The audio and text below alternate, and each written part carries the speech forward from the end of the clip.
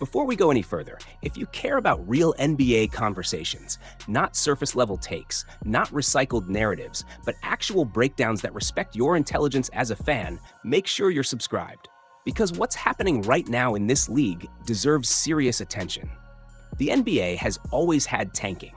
That's not new. It's been part of the ecosystem since the lottery was introduced in 1985. We saw it during the process era in Philadelphia. We saw it with the Spurs landing Tim Duncan.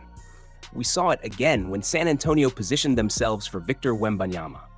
But what's happening right now feels different and more dangerous. You could realistically argue that nearly half the league is not prioritizing winning basketball games in February. Not in April. Not after playoff elimination. February, before the All-Star break, on random Tuesday nights, it's becoming difficult to find games where both teams are fully invested in winning. That's not competitive balance. That's structural failure. And the league knows it. That's why there have already been quiet discussions about rule changes, removing pick protections, limiting back-to-back top 4 selections, adjusting lottery odds again after the 2019 flattening reform. The NBA understands the optics are getting worse. But here's where the real shift has happened. Tanking used to be organizational. Front offices would trade veterans, stack draft capital, and accept losses. Coaches still coached, players still competed. The roster just wasn't good enough. That's very different from what we're seeing now. Now the manipulation happens inside the game. You buy a ticket, the stars are active, the game is competitive through 3 quarters, fans are engaged. Then suddenly, in the 4th quarter, key players disappear. Not injured, not fouled out, just done for the night. The rotation changes, the closing lineup weakens, and the outcome tilts. That distinction matters, because this is no longer just front office strategy. This involves coaching decisions. It trickles down to the floor. It blurs the line between development and deliberate outcome control. And when in-game decisions are influenced by draft positioning rather than competitive integrity, the problem escalates from strategic rebuilding to league-wide credibility risk. And if this continues, the NBA doesn't just have a tanking issue, it has a trust issue. So why does this season feel worse than most? Why does it feel like the tank race isn't just happening, but escalating? It starts with one simple truth. This draft class is loaded. Not solid, not deep, loaded. At the top especially. There are multiple prospects being viewed internally around the league as potential franchise-altering pieces. The kind of players that reset timelines, the kind that sell jerseys before they play a game, the kind that can rescue a front office from years of mediocrity. And once that belief spreads, the race begins. We saw this exact pattern during the Wembanyama year. The second it became clear that generational upside was waiting at number 1, the bottom of the standings turned into a battleground. Then the following draft class cooled off, and so did the urgency. Now we're back in a year where executives see opportunity at the top, and the aggression has returned. Because here's the reality. When the reward looks transformational, teams will justify extreme measures. But this season adds another layer. It's not just about finishing with the worst record. It's about finishing within a protected range. Several teams are operating under top 8 protections on their first-round picks. That changes everything. If they fall outside that protection window, they don't just miss out on talent, they lose the pick entirely. That's catastrophic for a rebuilding team. So now the objective isn't simply be bad. It's be bad enough. That distinction creates chaos. If you're sitting with the 9th worst record, you're in danger. Because the lottery system doesn't allow gradual movement. You can't jump from 9th to 7th. You're only drawing for the top 4. If you don't hit that jump, you stay where you are. And if your protection cuts off at 8, that 9th slot becomes a nightmare scenario. That pressure warps incentives. Instead of organically rebuilding, teams are mathematically managing their floor. Every win matters in reverse. Every unexpected victory tightens the margin for error.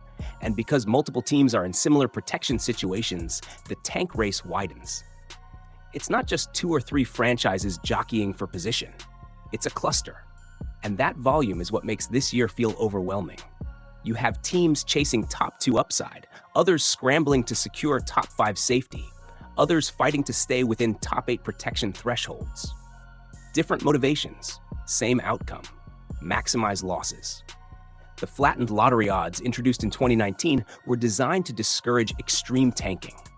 But when the draft at the top is perceived as elite, and when protections create disaster zones in the standings, incentives override deterrence. That's the structural tension. This isn't emotional losing. It's calculated positioning. It's probability management. It's risk mitigation disguised as rebuilding.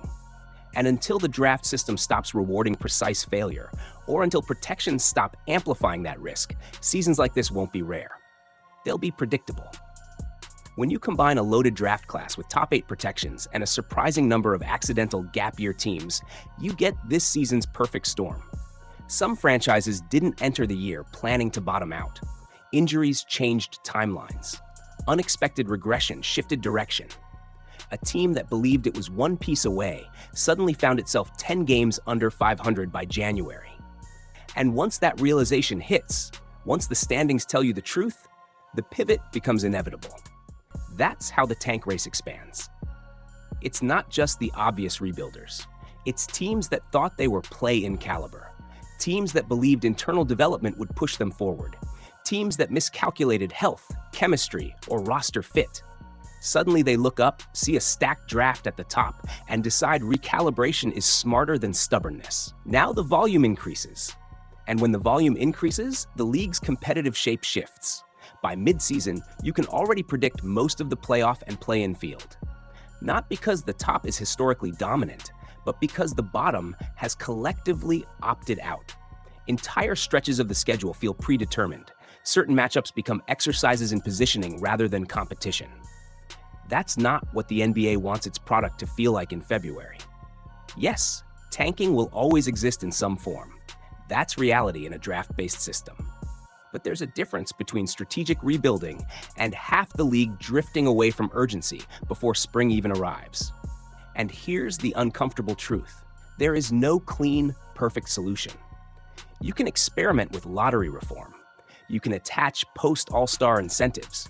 Some have suggested weighting late-season wins differently, rewarding competitiveness after a certain cutoff date.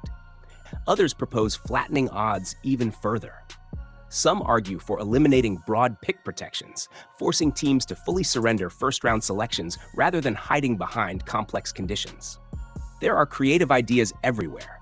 A bottom team tournament for the number 1 pick. Equal odds for all non-playoff teams. Strict limits on consecutive top 4 appearances. Even more radical suggestions like revenue penalties or draft randomization models. Each proposal sounds appealing in theory. Each also creates new loopholes. Because the root issue isn't mechanical, it's economic and competitive. As long as elite young talent is the most valuable asset in the league, and it is, losing at the right time can offer disproportionate upside. Rookie-scale contracts provide flexibility. A franchise player resets payroll structure. A top 2 selection can change a 10-year outlook overnight. That's a competitive advantage. And teams are rational actors. The league already flattened lottery odds in 2019 to discourage extreme losing. It introduced the play-in tournament to keep more teams engaged deeper into the season. Those adjustments helped at the margins, but they didn't eliminate the incentive structure. If you're a small market team that doesn't attract top-tier free agents, what's your clearest path to contention? Internal development and high draft capital. If you're stuck in the middle, too good to bottom out, too flawed to contend, what's the fastest reset button? A top pick. That logic isn't emotional, it's mathematical. Which is why this moment feels different. It's not just tanking, it's optimized tanking. It's coordinated positioning. It's franchises calculating risk tolerance in real time. And in that process, something subtle gets lost: the nightly product. The fan who buys a ticket in February expecting competitive urgency. The viewer tuning in on a Wednesday hoping for meaningful stakes. The integrity of rotations that reflect winning priorities instead of lottery probabilities. No team would openly say it doesn't care about the consumer experience. But when fourth quarters shift toward development-only lineups in winnable games, when standings manipulation becomes transparent, perception starts to erode. That's the danger. Not that rebuilding exists, but that it becomes so visible, so widespread, that it reshapes how regular season basketball is perceived. This is not the first era of tanking. It won't be the last. The process era tested patience. The Wembanyama race intensified incentives. But what we're witnessing now might be the clearest example of how layered motivations, draft strength, protections, financial structures, accidental gap years, can converge into something that feels overwhelming. So what happens next? The league will adjust something. It always does. Maybe protections tighten. Maybe lottery mechanics shift again. Maybe new guardrails appear that we haven't even considered yet. But unless you fundamentally remove the competitive edge attached to elite draft positioning, which may be impossible without dismantling the draft entirely, tanking will never disappear. It will evolve. The real question isn't whether it can be eliminated. It's whether the NBA can contain it enough to protect the product.